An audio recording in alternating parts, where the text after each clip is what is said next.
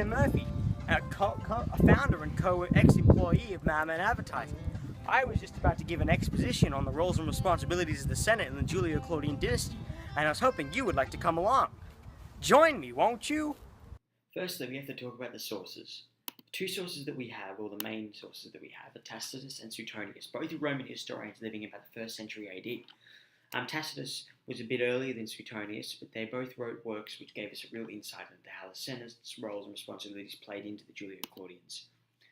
Tacitus was born about 69 AD, and he's one of the chief historians we have of the time, and his work wrote the Annals of Roman history. A little bit of background is he served as praetor under Domitian, which would have heavily influenced his work. Secondly, we have Suetonius, who was born a bit later than Tacitus and served under Hadrian and Trajan.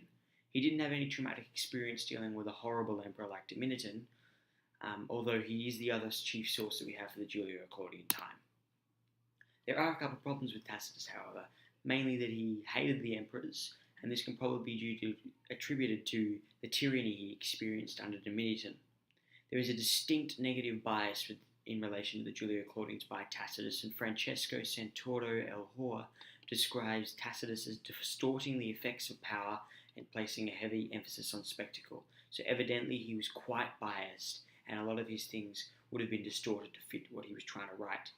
Also, Diane Hennessy writes in her book, Studies in Ancient Rome, that Tacitus could hardly disguise the contempt he felt for all the Julio-Claudians, and throughout his works it is pretty evident that he makes asides to the audience and says, like, how horrible someone is or how evil a certain emperor is. Suetonius did struggle with bias, but not in the same sense that Tacitus did. We know by historian Zoe Lowery that his histories were written with a purpose of getting a moral message, so he could have made things up to force a moral message, which is not good and doesn't comply with our idea of history today. But can we trust these people? I think we can. Maybe for an overview, but not necessarily for the details. You know what they felt, so it's not going to be factual as we know it today, because ancient historians didn't write as we do. They didn't write chronologically, and they wrote to force a moral message.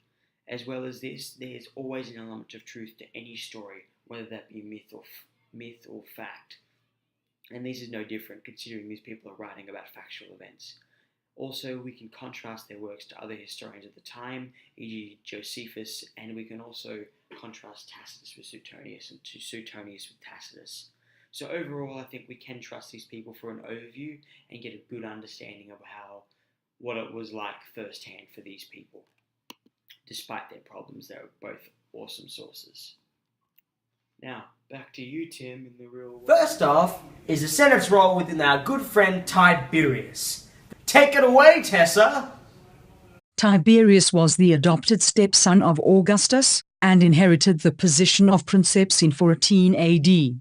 Tacitus records that the Senate tried to give Tiberius a lot of control over the empire, but he refused most of it. There isn't much of a consensus as to why he did this, but we can assume that maybe he just wasn't a natural-born leader, or enjoyed his job as a general a lot. We can never know for sure. Tiberius did not want to be emperor, and because of this the Senate was dumbfounded on what to do next. Tiberius eventually accepted the roles placed upon him, but this essentially marks the beginning of the deterioration of the Senate's relationship with Tiberius. The Senate's role began to deteriorate more and more over the reign of Tiberius, and he took away all of their power, and left them with the election of magistrates. The Senate essentially went from being yes or bypass men for Augustus to just a title for Tiberius. Their role was completely changed, and they had little to no responsibility. However, the Senate, with what little power they had, were unable to operate without the princeps, so Tiberius withdrawing to Capri really screwed the Senate around.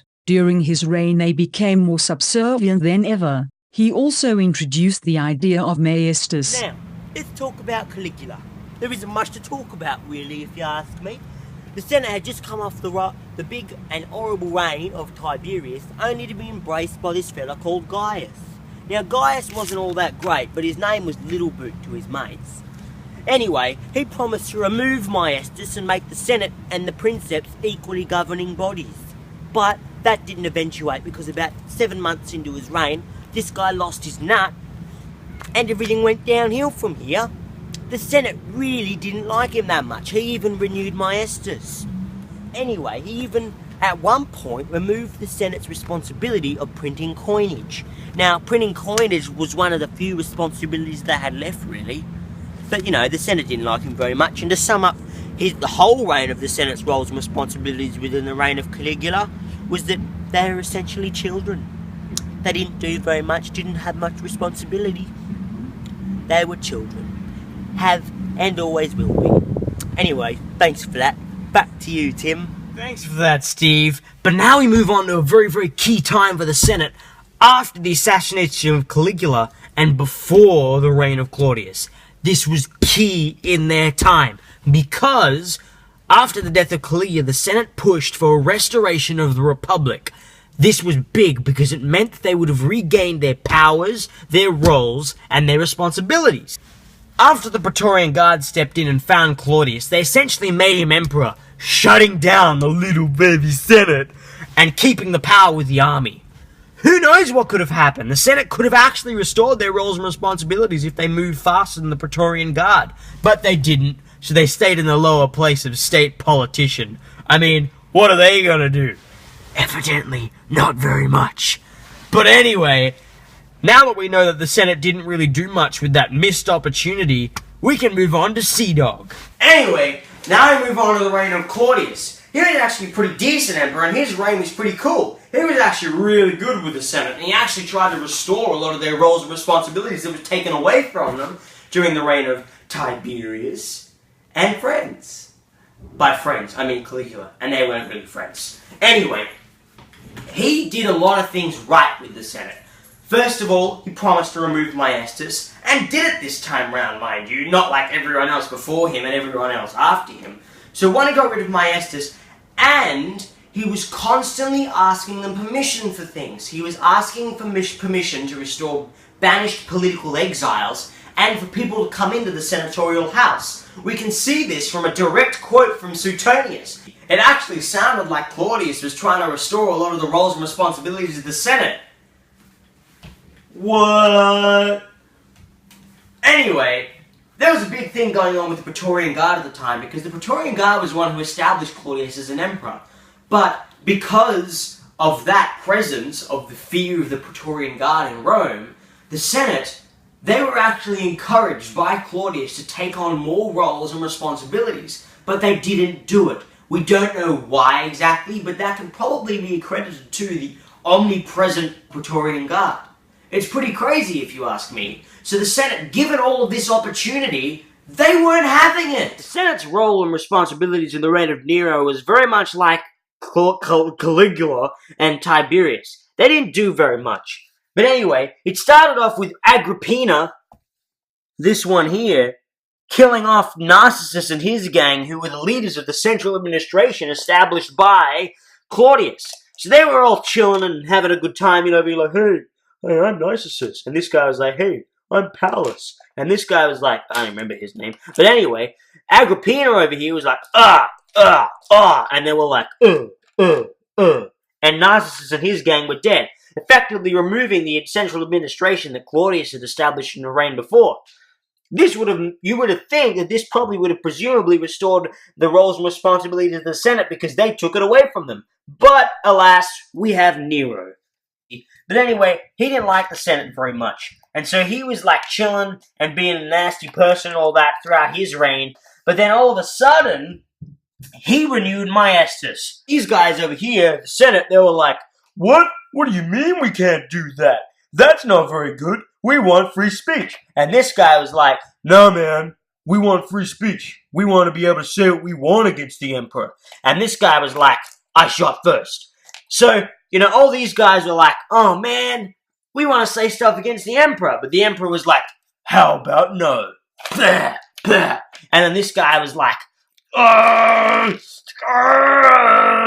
okay, that's not going to work. But anyway, the Senate was essentially killed off all by Nero. He was like, hey, I don't like you Senate guys. And he was like, I'm going to wipe out the whole senatorial order. And then so one guy was left before this guy was like, hey, we have no powers and responsibilities and roles, so we need to declare him an enemy of the state.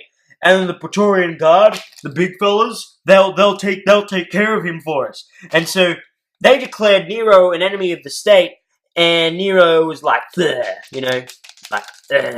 goodbye. Nero is dead.